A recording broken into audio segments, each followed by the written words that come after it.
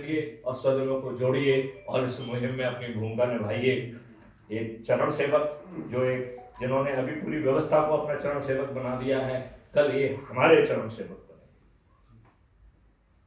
आपके विषय में 4 चांद हो जाएंगे, आपका मिशन बढ़े, हम लोग सब लोग उसके लिए तैयार हैं साहब। उसके लिए आपको जो 4 सरल उपाय बताए हैं, इंक्लूडिंग अपने स्वजनों को इकट्ठा करना, कलश यात्रा करना, और हम तो ये कह रहे हैं कि कहीं भी लोगों की भीड़ इकट्ठने के बहाने को हम अच्छे भारत का संकल्प समारोह में कन्वर्ट कर। अभी करिए आपके बच्चे की शादी हो गई, तो बच्चे की शादी की जो है ना 7 फेरे लगने के बाद अच्छे भारत का संकल्प दूल्हा दुल्हन सहित सभी जितने भी लोग उपस्थित हैं वो भी लें तो कितने चांद लग जाएंगे।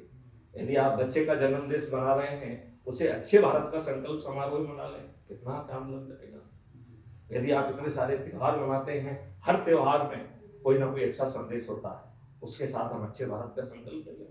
आज होली मिलन समारोह है। होली मिलन समारोह क्या संदेश दे रहा है कि जिसे वरदान मिला था कि वो आग में नहीं जलेगी, बुराइयों की प्रतीक होलिका नष्ट होती है, और ध्रुव जो कि अच्छाई का प्रतीक है, जो कि भक्ति का प्रतीक है, जो कि आस्था का प्रतीक है, जो भगवान के प्रति समर्थन और समर्पण का प्रतीक है, उसकी भगवान अच्छा होता है। ऐसे अवसर पर हम अच्छे भारत का संकल्प लेंगे तो सत्ता का ताज भी हमारे सिर आएगा और महापरिवर्तित भारत मिलेगा।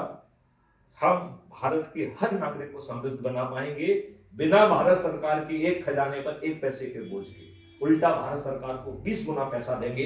इसके बाद भी ये दुष्ट राजनेता यदि हमारी बात नहीं सुनते हैं तो इन्हें हमारा नेता बनने का क्या हक है? आपके प्रश्न का उत्तर मिला? चलिए, जय हिंद, जय भारत, वंदे मातरम।